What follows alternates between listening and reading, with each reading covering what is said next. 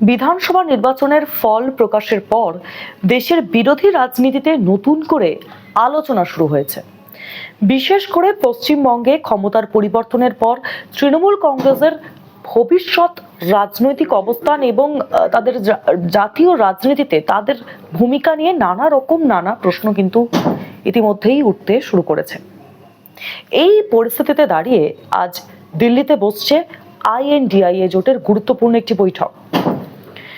রাজনৈতিক মহলের মতে এই বৈঠক শুধু একটি নিয়মিত বৈঠক কিন্তু নয়, বরং আগামী কয়েক বছরের বিরোধী রাজনীতির দিক নির্দেশও কিন্তু অনেকটাই স্পষ্ট করতে পারে আজকের এই বৈঠক। প্রথমেই বুঝে নেওয়া যাক যে আইএনডিআইএ জোট আসলে কি। 2024 সালের লোকসভা নির্বাচনের আগে বিজেপির বিরুদ্ধে বিভিন্ন বিরোধী দল একজোট হয়ে যে রাজনৈতিক মঞ্চ তৈরি করেছিল তার নামই আইএনডিআইএ জোট। কংগ্রেস, তৃণমূল কংগ্রেস, সমাজবাদী পার্টি, আরজেডি, শিবসেনা সহ একাধিক আঞ্চলিক দল এই জোটের অংশ ছিল। এই দলগুলোর মূল লক্ষ্য ছিল যে বিজেপির বিরুদ্ধে একটি যৌথ রাজনৈতিক লড়াই গড়ে তোলা। তবে সময়ের সঙ্গে সঙ্গে এই জোটের ভিতরেও কিন্তু নানা মত পার্থক্য সামনে এসেছে এবং বিভিন্ন রাজ্যে আঞ্চলিক যেই রাজনৈতিক সমীকরণ এবং আসন সমঝোতা এবং নেতৃত্বের প্রশ্নে একাধিকবার বিভিন্ন রকমের মতবিরোধ দেখা গিয়েছে। তাই অনেকেরই কিন্তু নজর এখন এই আজকের যে বৈঠক তার দিকে, কারণ এই বৈঠক থেকে কিন্তু আজকে বোঝা যেতে পারে যে জোট কতটা ঐক্যবদ্ধ রয়েছে। এবং এর পাশাপাশি আপনাদেরকে জানাবো যে আজকের বৈঠকে দেশের 23টি বিরোধী দলের প্রতিনিধিদেরকে উপস্থিত থাকার কথা বলা হয়েছে। কংগ্রেস সভাপতি মল্লিকার্জুন খাড়গে, রাহুল গান্ধী, অখিলেশ যাদব, তেজস্বী যাদব এবং সঞ্জয় রাউতের মতো নেতারাও কিন্তু আজকের এই বৈঠকে থাকবেন, এমনটাই কিন্তু সূত্র মারফত খবর। এবং অন্যদিকে যে খবর জানা যাচ্ছে যে পশ্চিমবঙ্গ থেকে যোগ দিতে চলেছেন মমতা বন্দ্যোপাধ্যায়, প্রাক্তন মুখ্যমন্ত্রী মমতা বন্দ্যোপাধ্যায় এবং অভিষেক বন্দ্যোপাধ্যায়।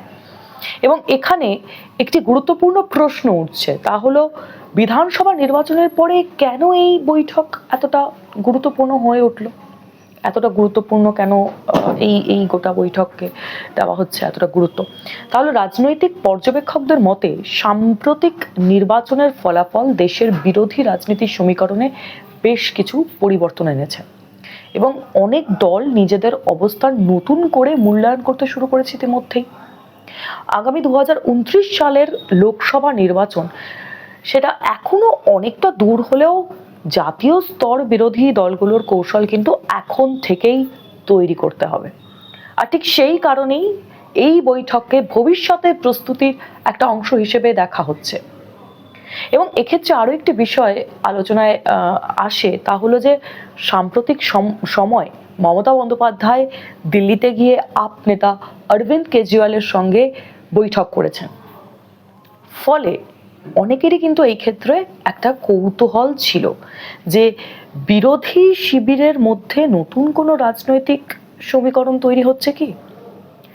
যদিও আপ কিন্তু স্পষ্ট জানিয়েছে যে তারা বর্তমানে নিজেদের আইএনডিআইএ জোটের অংশ হিসেবে কিন্তু তারা নিজেদেরকে দেখছেন না।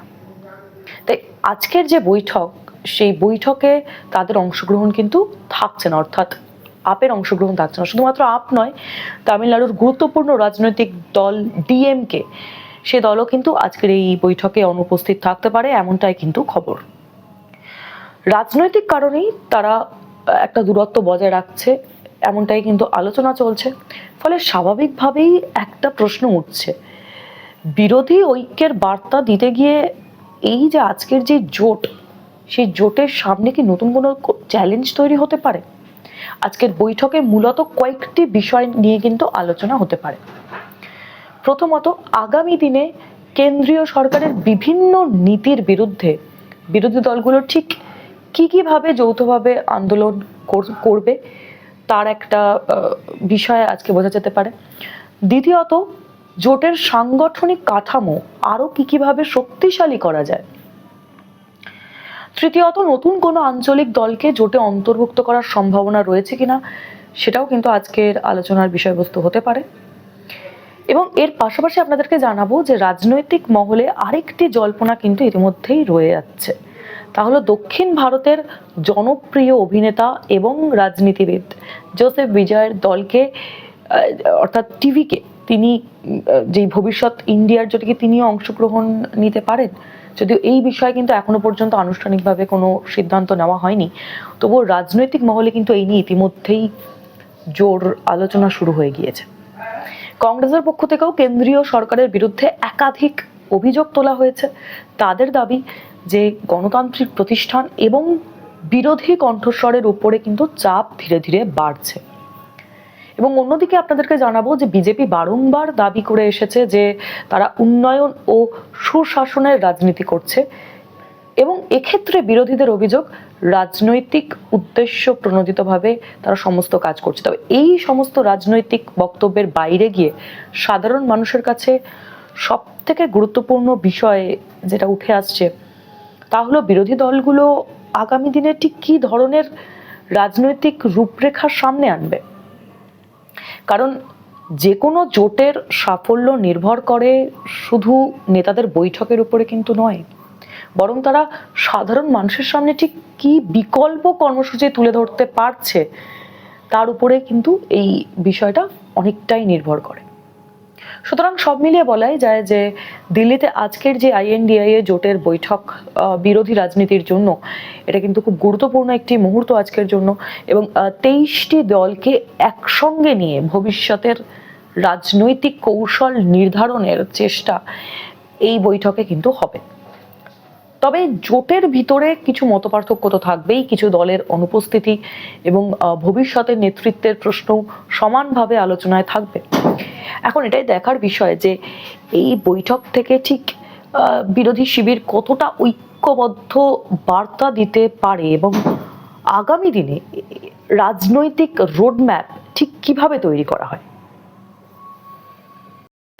বিধানসভা নির্বাচনের ফল প্রকাশের পর দেশের বিরোধী রাজনীতিতে নতুন করে আলোচনা শুরু হয়েছে। বিশেষ করে পশ্চিমবঙ্গে ক্ষমতার পরিবর্তনের পর তৃণমূল কংগ্রেসের ভবিষ্যৎ রাজনৈতিক অবস্থান এবং তাদের জাতীয় রাজনীতিতে তাদের ভূমিকা নিয়ে নানা প্রশ্ন কিন্তু ইতিমধ্যেই উঠতে শুরু করেছে। এই পরিস্থিতিতে দাঁড়িয়ে আজ দিল্লিতে বসছে আইএনডিআইএ জোটের গুরুত্বপূর্ণ একটি বৈঠক।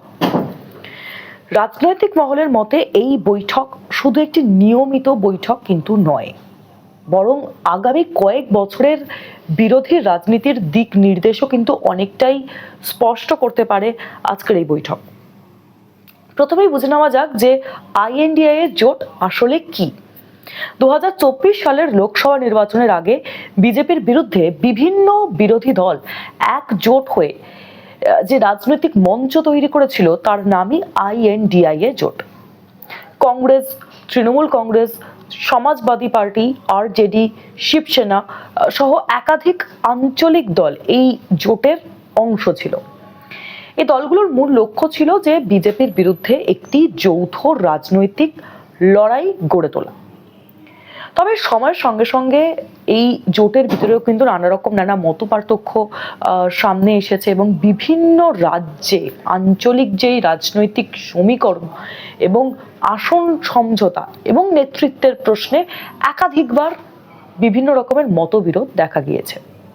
তাই অনেকেরই কিন্তু নজর এখন এই আজকের যে বৈঠক তার দিকে, কারণ এই বৈঠক থেকে কিন্তু আজকে বোঝা যেতে পারে যে জোট কতটা ঐক্যবদ্ধ রয়েছে।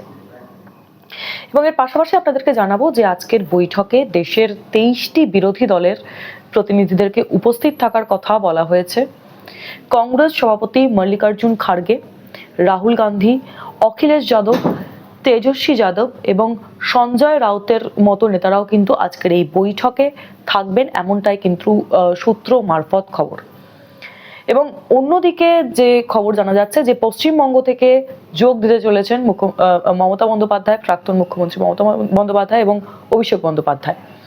এবং এখানে একটি গুরুত্বপূর্ণ প্রশ্ন উঠছে, তা হলো বিধানসভা নির্বাচনের পরে কেন এই বৈঠক এতটা গুরুত্বপূর্ণ হয়ে উঠল।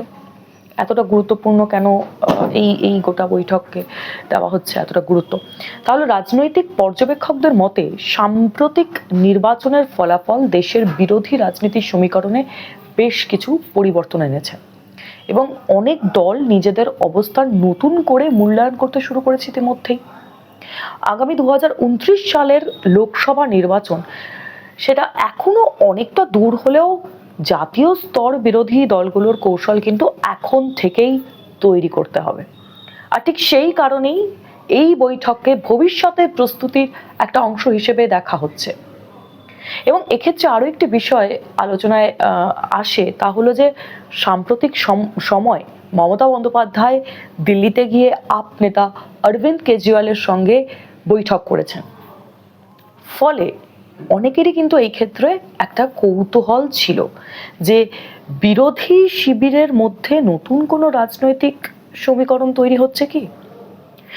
যদিও আপ কিন্তু স্পষ্ট জানিয়েছে যে তারা বর্তমানে নিজেদের আইএনডিআইএ জোটের অংশ হিসেবে কিন্তু তারা নিজেদেরকে দেখছেন না।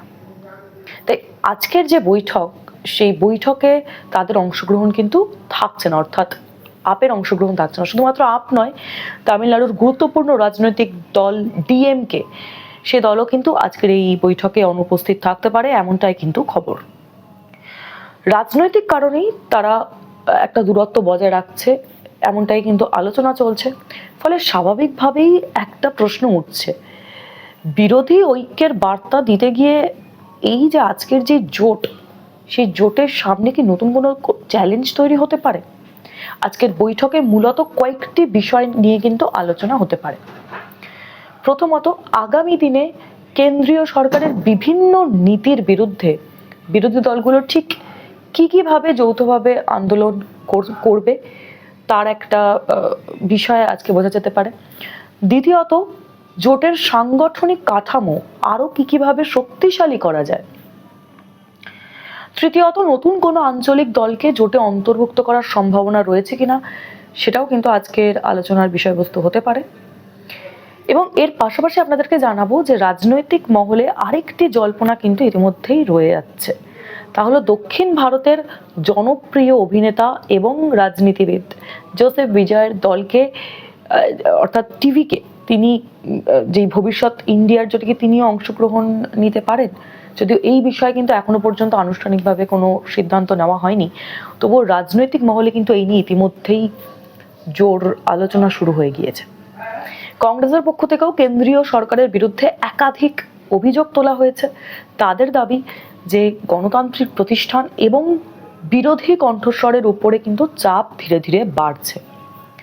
এবং অন্যদিকে আপনাদেরকে জানাবো যে বিজেপি বারংবার দাবি করে এসেছে যে তারা উন্নয়ন ও সুশাসনের রাজনীতি করছে এবং এক্ষেত্রে বিরোধীদের অভিযোগ রাজনৈতিক উদ্দেশ্য প্রণোদিতভাবে তারা সমস্ত কাজ করছে। তবে এই সমস্ত রাজনৈতিক বক্তব্যের বাইরে গিয়ে সাধারণ মানুষের কাছে সব থেকে গুরুত্বপূর্ণ বিষয় যেটা উঠে আসছে তা হলো বিরোধী দলগুলো আগামী দিনে ঠিক কি ধরনের রাজনৈতিক রূপরেখার সামনে আনবে।